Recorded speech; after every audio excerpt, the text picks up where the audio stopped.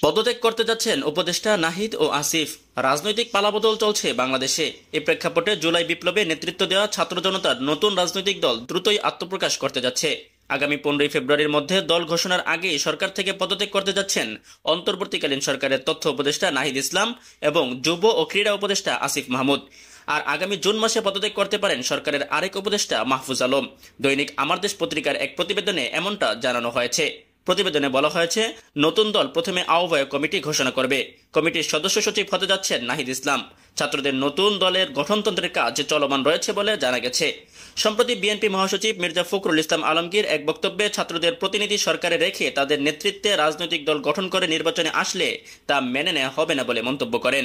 এর জবাবে উপদেষ্টা নাহিদ ইসলাম গণমাধ্যমে বলেন, তিনি রাজনৈতিক দলে যোগ দিলে সরকার থেকে বের হয়ে যাবেন। এ নিয়ে সরগরম হয়ে ওঠে দেশের রাজনৈতিক অঙ্গন। জাতীয় নাগরিক কমিটির একাধিক নেতা জানিয়েছেন, আন্দোলনের শুরু থেকে প্রথম সারিতে নেতৃত্বে ছিলেন নাহিদ ইসলাম। সে সঙ্গে তিনি ছিলেন জুলাই আগস্ট অভ্যুত্থানের এক দফার ঘোষক। ছাত্র জনতার কাছেও তুমুল জনপ্রিয় এই নেতা। সম্প্রতি জাতীয় নাগরিক কমিটির একটি বৈঠকে বেশিরভাগ সদস্য মতামত দিয়েছেন যে অন্তর্বর্তী সরকারে থাকা এক বা একাধিক ছাত্র উপদেষ্টার পদত্যাগ করা উচিত। সাধারণ মানুষের কাছে যেসব ছাত্র উপদেষ্টার গ্রহণযোগ্যতা বেশি, তাদের পদত্যাগ করে নতুন রাজনৈতিক দলে যুক্ত হয়ে নেতৃত্বে আসা প্রয়োজন।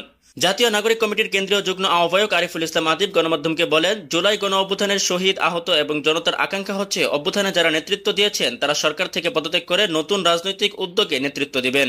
তাই সরকারে থাকা ছাত্র প্রতিনিধিদের প্রতি আমার আহ্বান থাকবে, জনগণের আশা আকাঙ্ক্ষার প্রতি সাড়া দিয়ে নতুন রাজনৈতিক উদ্যোগে তারা যেন সামনে থেকে নেতৃত্ব দেন।